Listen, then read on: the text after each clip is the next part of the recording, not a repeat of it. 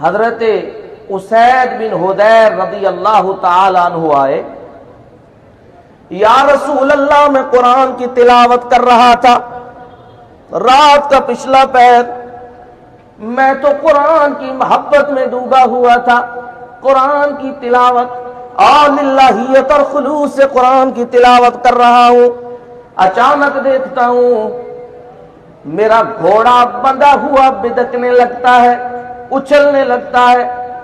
میں نے قرآن کی تلاوت کو روک دیا۔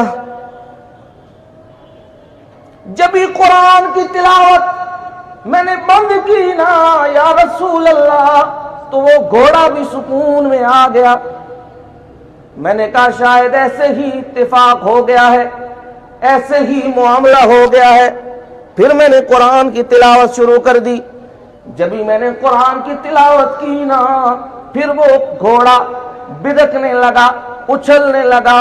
میں نے قرآن کی تلاوت بند کر دی اور میں ڈر گیا میرا بیٹا یحییٰ سویا ہوا ہے، کہیں یہ گھوڑا اپنے قدموں کے نیچے سے روند نہ ڈالے۔ تلاوت بند کرتے ہی میں باہر نکلا ہوں، دیکھتا ہوں اور بادل جن کے اندر روشنی ہے چراغوں کی طرح، وہ بلند ہو رہے ہیں آسمان کی طرف۔ یا رسول اللہ عجیب چیز دیکھی ہے، پوچھنے کے لیے آیا ہوں یا رسول اللہ یہ کیا معاملہ ہوا؟